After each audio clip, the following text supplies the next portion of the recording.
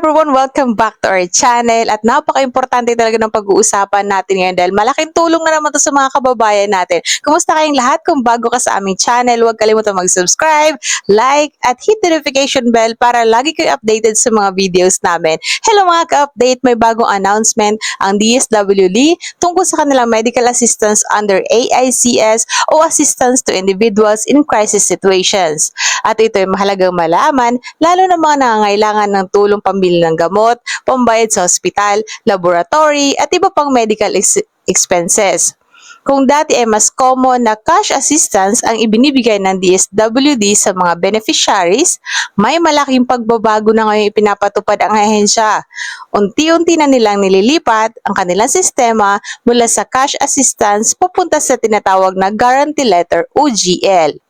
Pero, ano nga bang ibig sabihin nito? At paano nga ba ito nakakaapekto sa mga aplikante ng medical assistance?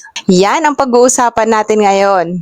Ayon sa DSWD, ang pag-shift nila sa paggamit ng guarantee letter ay bahagi ng mas malaking layunin ng gobyerno na gawing mas maayos ang pagbibigay ng medical assistance sa publiko.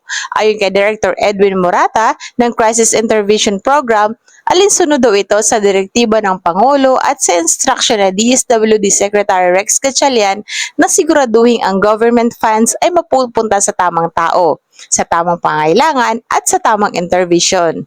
Sa madaling salita, gusto ng DSWD na masigurado na ang perang inilalabas ng gobyerno para sa medical assistance ay talagang nagagamit para sa medical needs at hindi sa ibang gastusin.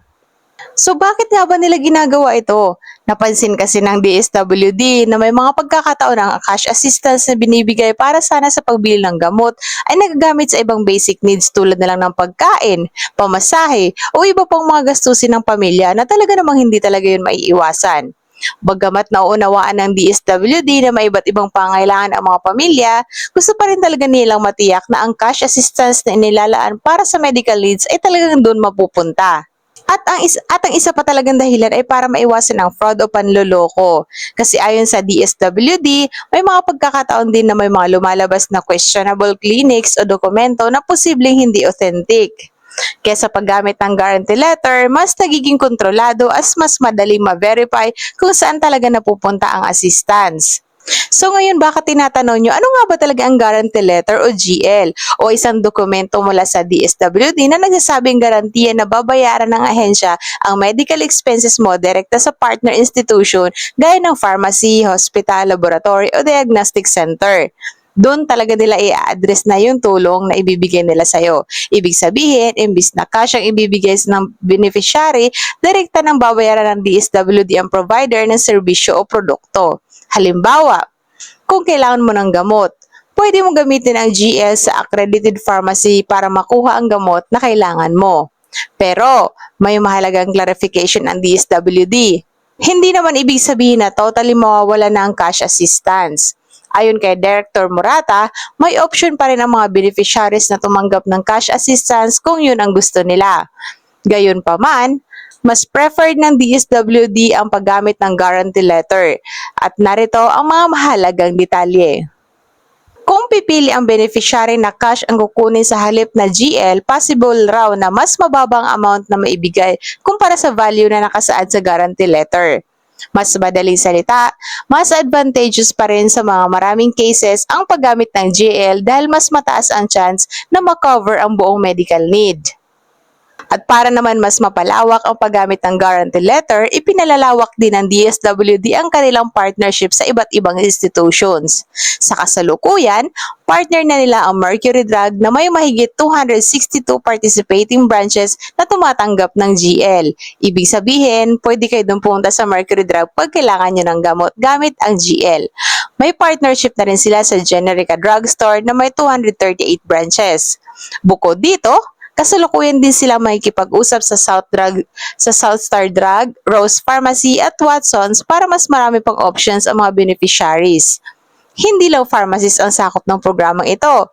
Kasama rin dito ang mga hospitals, diagnostic centers, blood banks at maging mga animal bite centers. Napakahalaga nito lalo sa mga nangangailangan ng mahal na anti-rabies treatment matapos makagat ng aso o kaya ng pusa. ay pinalalawak din ng DSWD ang kanilang suporta para masakop hindi lamang physical health kundi pati na rin yung mental health needs, kabilang ang psychosocial services. Sa pinakahuling datos ng DSWD hanggang May 31, mahigit 9.22 billion halaga ng medical at funeral assistance ang naipamahagi sa ilalim ng AICS program. 500,000 beneficiaries. Malaking indikasyon ito kung gaano karami ang natutulungan ng programang ito sa buong bansa. Kung balak ninyo mag-apply para sa DSWD Medical Assistance, mahalagang updated kayo sa bagong sistemang ito. Mas mainam na magtanong muna sa pinakamalapit na DSWD office tungkol sa mga requirements at kung available na ang paggamit ng guarantee letter sa inyong lugar. Kaya naman kung feeling mo nakatulong ito sa iyo ang video na to or kung meron kang kakilala na mas nangailangan ng ganitong impormasyon, huwag kalimutang i-share ang video na to para mas maraming makakaalam. Kaya naman kung feeling mo nakatulong sa iyo ang video na to, huwag kalimutang i-share lalo na sa mga kakilala ninyo na kailangan din nilang ganitong informasyon. Huwag kalimutang mag-like, subscribe, hit the notification bell para updated kayo sa susunod naming video. Salamat sa panonood. God bless us all.